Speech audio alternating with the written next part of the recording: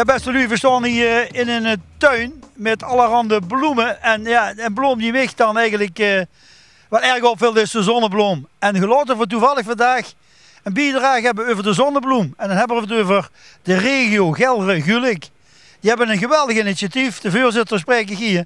Dat ken ik al wat langer. Hij is vroeger voorzitter geweest van een voetbalclub waar ik ook bij was. En ondernemer geweest in het Romeinse Bergjong. Wie is het? Goed, heel goed. Klasse. Druk. Ja, druk. Ik zie er zitten hier bij een hoop bloemen en zonnebloemen op de achtergrond. De zonnebloemauto, daar heb ik nog metgemaakt. Wie daar de eerste eigenlijk in Remeun was. Toen was het nog allemaal een beetje krampachtig. Toen was ik net begonnen bij de zonnebloem, ja. En ja, de productie meegemaakt, ja, klopt. Nou, dat is die metgemaakt. Toen was ik voorzitter, dan doe even dicht ben ik al. Van had ik geen tijd om de zonnebloem te komen, dus ja, dan ben je peneut. En dat is er nog steeds. Ja, doe veel plezier. Nou, 10 jaar heb ik dat, geloof ik, binnen, ze gaan een tegen gegeven. De zonnebloemauto, die was toen nog een beetje moeizaam, maar ik begreep dat het geweldig heet op het ogenblik. Ja, de bekendheid moet eerst plaatsvinden natuurlijk. Zonnebloem is een organisatie met 35.000 vrijwilligers in Nederland. We zijn er voor de mensen met een lichamelijke beperking en die daardoor in de eenzaamheid dreigt te verdwijnen. Het is de bedoeling dat we inderdaad de mensen de mogelijkheid geven om een uitje te maken en dergelijke tegen een normale prijs die iedereen betaalt. Dus de meerkosten van de beperking worden betaald door de zonnebloem en eventuele vrijwilligers, de kosten die ze maken, worden ook betaald door de zonnebloem. En dat doen 35.000 mensen heel leuk werk het hele jaar door. Huisbezoek, dagjes uit, leuke momenten.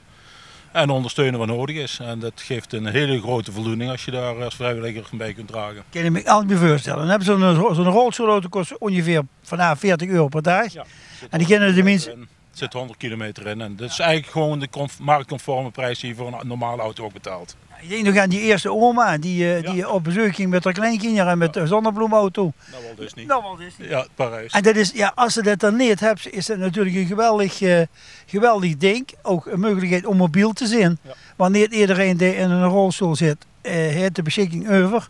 Nee. En dat geeft me de zonnebloem altijd. Maar nu heb ik er een nieuw fenomeen. Ja, nou. En dan ben ik even vrije. Vertel. Dat klopt.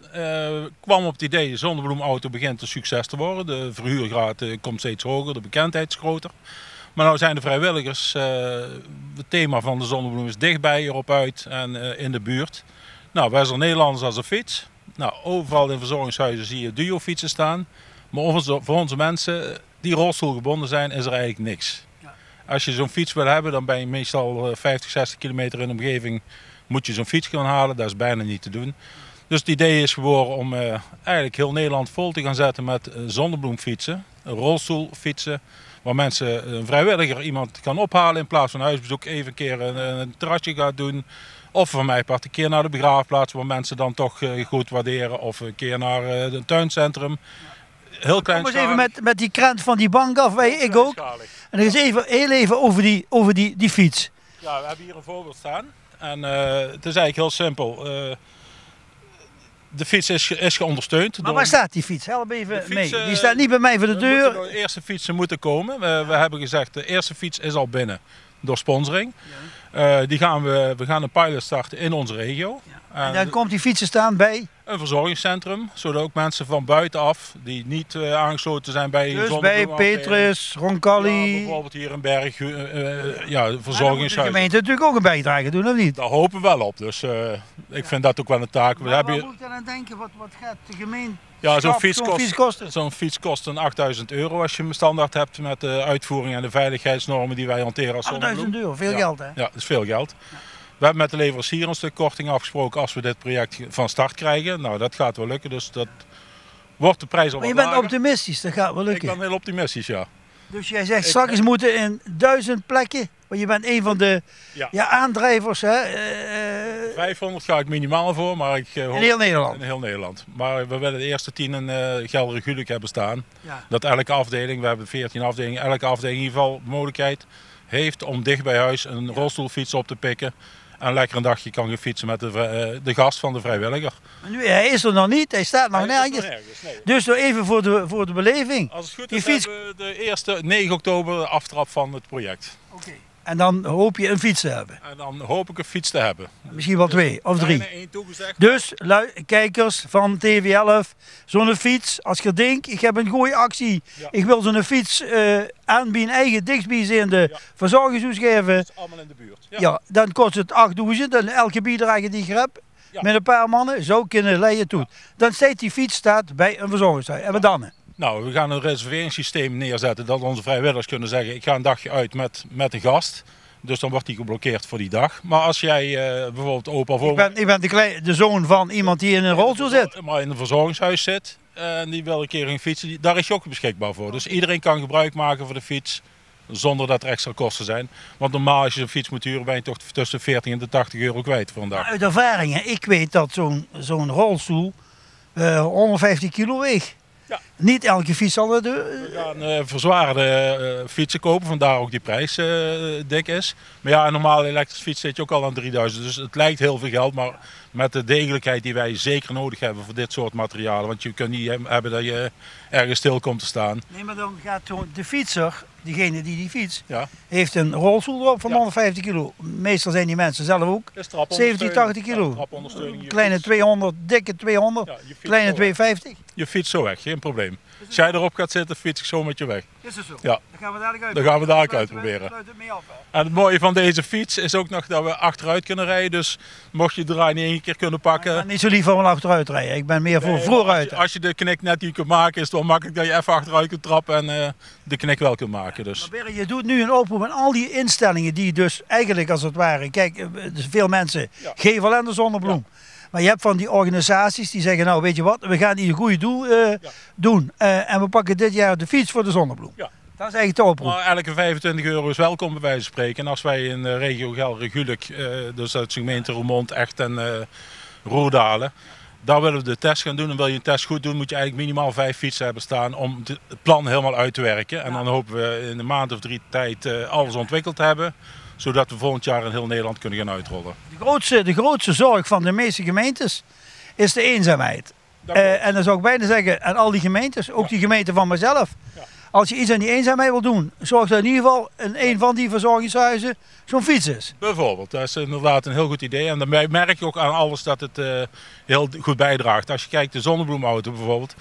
Sommige mensen hebben dan inderdaad wel de regiotaxi. Maar als jij een crematie of een begrafenis hebt, werkt dat niet. Ja. Want dan moet je van de kerk naar het begraafplaats, dan weer naar een feestzaal. Is niet te doen met de regiotaxi. Ik kan me voorstellen dat als het lokaal is, dat je met die fiets ook dat soort dingen kunt ondernemen. Dus ik denk dat het een hele grote behoefte voorziet en een hele hoop klein leed eigenlijk verzacht. En mensen die beperkt zijn, heel veel oplossingen hebben door middel van zo'n fiets. Perry, nou heb ik even, ik begin altijd te denken, en dan woon ik in Maasniel. Ja. En dat verzorgingshuis in de binnenstad of aan de Kapel heeft dan zo'n fiets. Stel je voor. Kan ik dan als particulier met mijn moeder uit Maasniel naar die verzorgingsfiets toe en of dit ding ophalen en met mijn moeder door? Dat is de bedoeling. De zonnebloem is voor alle mensen met een beperking. Een deel van de mensen met een beperking heeft de zonnebloem gevonden. Is regelmatig gast en hij regelmatig huisbezoek door vrijwilliger. Maar wil niet zeggen dat de rest niet welkom is. Iedereen is welkom en wij zijn er inderdaad voor die mensen met een beperking om dat te ontlasten en de mogelijkheden te bieden om gewoon deel mee te nemen, net als ieder ander, aan de maatschappij. Goed, de enige bod denk ik in dit verhaal is natuurlijk fietsen. We moeten heel veel fietsen en we gaan ook op zoek naar een ander soort vrijwilliger. Mensen die graag fietsen kunnen dan een dagje uit met de gast. Dat is al een geld, 112.000 euro. 14 afdelingen moeten allemaal een fiets hebben, zeg jij. Ja, klopt. 112.000 euro. Ja, dat is het begin hè.